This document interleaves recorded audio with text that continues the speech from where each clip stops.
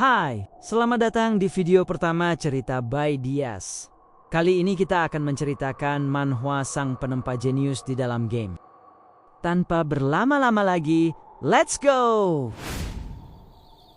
Cerita dimulai dari cuplikan video dari sebuah hutan pada malam hari. Beberapa petualang tampak bersiaga dengan senjata masing-masing. Mereka dikatakan sedang memburu seekor monster gila yang sering mengacau di wilayah mereka.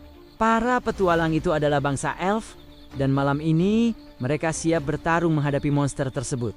Hutan yang begitu gelap membuat mereka tidak tahu dari mana monster itu akan menyerang. Ketua party elf bertanya kepada rekannya, di mana posisi monster itu berada. Tapi ternyata monster itu ada tepat di belakang ketua elf. Merasa kaget, ia langsung menoleh ke belakang dan melihat monster yang begitu besar dipenggal dengan mudahnya oleh seorang manusia yang entah dari mana datangnya. Para elf tersebut menyebut manusia itu sebagai outsider. Mereka tercengang monster besar itu dikalahkan dengan mudah oleh seorang outsider. Dan party elf tersebut merasa bersalah karena sudah memperlakukan outsider itu dengan kasar. Tapi setelah kejadian itu, para elf itu berterima kasih dan bersyukur karena telah diselamatkan. Terlihat ada notifikasi Windows yang menjelaskan bahwa hubungan si outsider dengan party elf itu bertambah 10 poin, menandakan kalau party elf itu sudah menaruh rasa percaya kepada si outsider. Selain itu, notifikasi Windows menyebutkan bahwa manusia itu mendapatkan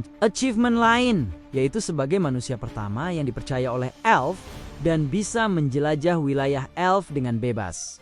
Hal yang tidak terduga, ternyata adik dari ketua elf yang dia selamatkan itu meminta menjadikannya rekan satu tim. Selain itu, ternyata adik elf tersebut juga menaruh perasaan kepada manusia itu. Dan akhirnya, manusia itu menjadi manusia pertama yang menikahi seorang elf wanita. Di saat itu, seseorang maju ke depan panggung dan meminta untuk menghentikan cuplikan video tersebut dan menjelaskan bahwa video yang kita lihat tadi adalah cuplikan sebuah gameplay dari game yang bernama Ares. Para penonton yang melihat video itu merasa kaget dan tidak percaya dengan apa yang dikatakan presenter itu, karena semuanya terlihat nyata. Karakternya dan latarnya terlihat sangat nyata. Orang itu menjelaskan bahwa Ares bukan game biasa. Ares merupakan game super realistik yang diciptakan oleh Kurum Corporation dengan kekuatan AI Super. Mereka menciptakan eksistensi seorang dewa yang disebut Dewa Ares. Dewa Ares lah yang akan menilai para pemain secara langsung. Dia bisa memberikan kekuatan eksplosif tergantung pencapaian pemain. Dengan bantuan Dewa Ares, kamu mungkin bisa menjadi hero legendaris atau bahkan mendirikan sebuah kerajaan. Semua hal bisa kamu wujudkan di dalam game ini, meskipun terdengar mustahil di dunia nyata. Begitu kata presenter. Para penonton merasa tegang mendengar presentasi game ini. Dan ada banyak penonton yang tidak sabar untuk mencoba untuk memainkan game ini. Tahun 2045, akhirnya game Ares dirilis secara resmi. Sebuah game virtual reality yang diciptakan oleh sang jenius Lee Se-jin. Dalam sekejap, jumlah pemain mencapai 1 miliar pengguna. Setelah 1 tahun sejak game ini dirilis, ada banyak pemain baru yang merasa heran dengan keakuratan dari game ini. Setiap pemain yang masuk ke dalam game akan membawa tipe fisik dan kemampuan dari dunia nyata ke dalam game. Yang bisa diubah cuma penampilannya saja. Di Beginner Zone, kota di mana player level 1 sampai 10 berkumpul, sedang melihat ke arah panggung yang terdapat boneka kayu kecil yang terlihat rapuh. Menurut orang yang sudah memainkan game ini, menjelaskan bahwa ada event yang hanya boleh diikuti oleh pemain baru, yaitu menghancurkan boneka kayunya hanya dengan 10 serangan. Meskipun terdengar mudah, tapi sudah edah 1,2 miliar orang mencoba, dan semuanya gagal. Semua orang yang dari perwakilan cabang olahraga dan peraih medali Hanul juga gagal menyelesaikan tantangan ini. Semua orang bilang kalau tantangan ini mustahil diselesaikan oleh para pemula. Akan tetapi kalau ada yang berhasil, akan diberikan sebuah VVIP kapsul senilai 50 juta won dan penambahan 5 poin ke semua stat pemain. Semua orang yang berkumpul terpaku melihat boneka itu tanpa ada yang berani mencobanya. Hari ini sedikit ramai orang yang berkumpul. Karena katanya ada satu orang yang digadang-gadang menjadi harapan umat manusia yang bisa menyelesaikan tantangan ini. Dari arah belakang terlihat ada orang yang dengan badan besar dan kekar. Wajah sangar dengan luka di wajahnya dan ada 2 tanduk di kepalanya. Dialah orang yang dimaksud. Namanya Madoseo. Ada rumor mengatakan bahwa hanya dengan kekuatan fisiknya dia bisa membunuh seekor beruang dengan tangan kosong. Dan sekarang dia akan mencoba tantangan ini. Dia maju dengan percaya diri ke atas panggung dan bersiap untuk menyerang boneka itu. Satu pukulan keras dilayangkan oleh Madoseo dan boneka itu mengayun ke belakang. Tapi tidak terlihat ada goresan di boneka itu. Serangan demi serangan dilontarkan dan para developer game melihat dari balik layar, mencoba memberikan pendapat tentang Madoseo. Para developer game ini sedikit pesimis, tapi tetap berharap kalau Madoseo bisa menghancurkan boneka itu supaya mereka tidak mendapatkan keluhan dari para pemain yang bilang kalau event ini sengaja dibuat mustahil hanya untuk mendapatkan sensasi. Setelah beberapa kali menyerang, ternyata bonekanya masih utuh dan terlihat ada notifikasi window yang menyebutkan kalau quest ini gagal. Semua orang tampak kecewa. Dan bahkan developer game mau kabur sebelum telepon yang berisi keluhan berdatangan. Sebelum mereka kabur, ada staf yang melihat ada penantang baru yang mau mencoba quest ini.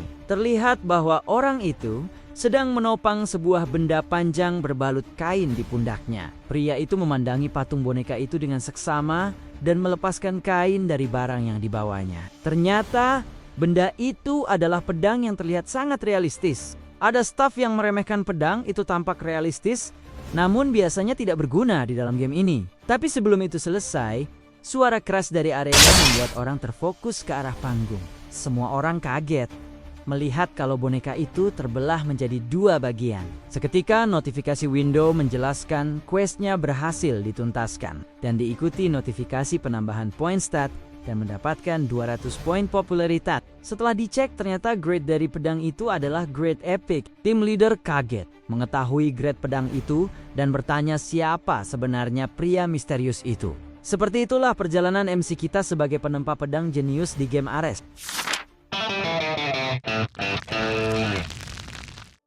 Sebelum perjalanan MC kita dimulai, Shin menampilkan sebilah besi panas yang dipukul dengan palu hingga menghasilkan suara bergema. Panasnya tungku membuat keringat di tubuh sang pandai besi terus mengalir. Dari kejauhan terlihat seorang pria sedang bekerja di bengkel kecilnya. Di saat itu, seseorang anak dengan tubuh gemetar memanggil pria tersebut sebagai ayah. Wajahnya menunjukkan kesedihan bercampur kebahagiaan.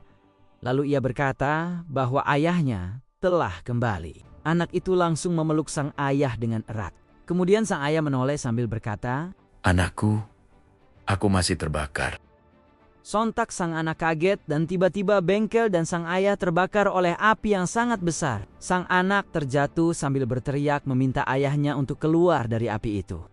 Tapi tidak bisa, karena itu semua hanyalah mimpi yang sang anak mimpikan karena trauma yang dialami pada saat kecelakaan sebelumnya yang masih membekas. Semua yang dimiliki anak itu hangus terbakar.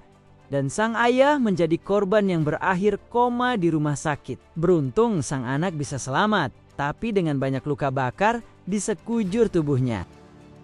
Latar berganti di sebuah rumah sakit di kota Seoul, Republik Korea. Terlihat ada seorang pemuda namanya Kim Ji-hoon sedang menunggu seseorang teman sambil menonton gameplay dari Ares.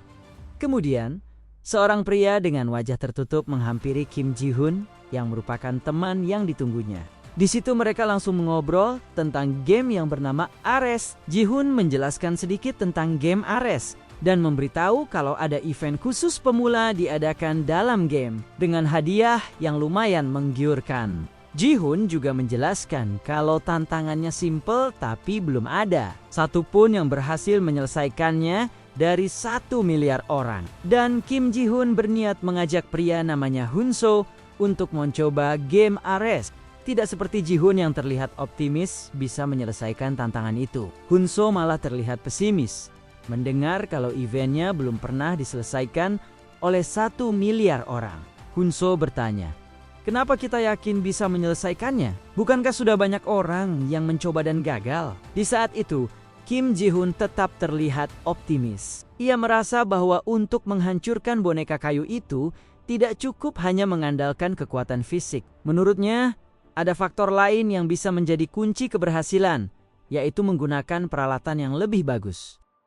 Setelah menjelaskan sedikit tentang Ares, Ji-hoon mengajak Hunso melihat dan mencoba kapsul standar yang sudah dia beli dengan harga 10 juta won. Mendengar harga 10 juta won untuk perangkat game, Hunso kaget dan heran. Harga perangkat yang begitu mahal, tapi sudah ada 1 miliar yang memainkan game ini. Ji-hoon menjelaskan, kenapa orang-orang rela mengeluarkan uang sebesar itu demi bermain game ini, karena menurut beberapa orang bermain game Ares merupakan sebuah investasi. Karena jika gamenya berjalan lancar, pemain bisa mendapatkan hadiah yang gila-gilaan. Dan hadiah tersebut bisa ditukarkan dengan uang di dunia nyata. Jadi tentu banyak orang yang mencobanya.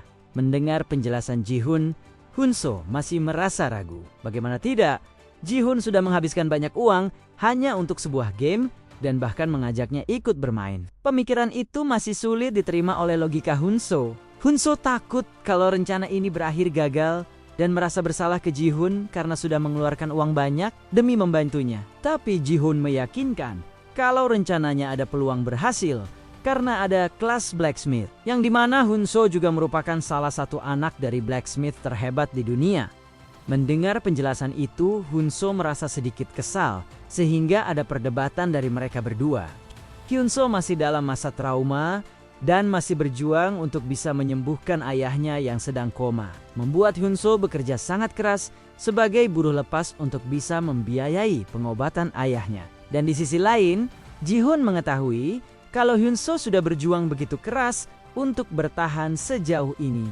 Dan dari game Ares ini, Ji-hoon melihat ada peluang untuk Hunso bisa menggapai mimpinya sebagai blacksmith dan bisa menghasilkan uang di dalam game Ares. Tapi Hunso masih belum bisa menerima semua hal yang Ji-hoon katakan. Setelah perdebatan itu, akhirnya Hunso lanjut pergi bekerja. Di saat dia bekerja, Hunso malah kepikiran tentang apa yang dijelaskan oleh Ji-hoon sebelumnya. Sampai-sampai dia tidak fokus bekerja. Di lamunannya, ia mendengar dentingan logam yang dipukul menggunakan palu. Di situ hatinya tergerak dan akhirnya dia berniat mencoba game tersebut. Hunso masuk ke dalam kapsul game dan mulai login ke dalam gamenya. Di sana dia kagum pada saat pembuatan karakter dirinya sendiri. Semua bekas lukanya menghilang dan kekuatan tangannya kembali pulih. Dan dari situ dia tersadar kalau dia merasa hidup kembali. Dan dari situ akhirnya Hunso berniat berterima kasih kepada temannya karena sudah mengajak dan berjuang untuk dirinya. Setelah karakter selesai dibuat, Hunso di-drop di sebuah desa di Beginner Zone Bardin Territory. Di desa itu ada sebuah bengkel penempa yang bernama Landsmith. Di situ terlihat pria tua berjanggut panjang yang sedang menempa pedang. Dia terlihat begitu serius menempa pedang itu sambil memohon untuk bisa menyelesaikan tempaannya dengan sempurna. Di saat pria tua itu sedang menempa, terdengar suara orang berbicara. Bukan begitu caranya. Seketika pria tua itu kaget dan menoleh. Ternyata orang yang berbicara itu adalah Hunso. Oke, segitu dulu ceritanya. Nanti kita lanjut ke chapter berikutnya ya. Jangan lupa like kalau kamu suka dan share ke temanmu yang suka dengan manhwa. Kamu bisa subscribe channel ini supaya tidak ketinggalan cerita seru lainnya hanya di Cerita by Dias. Sampai ketemu di next content. Bye!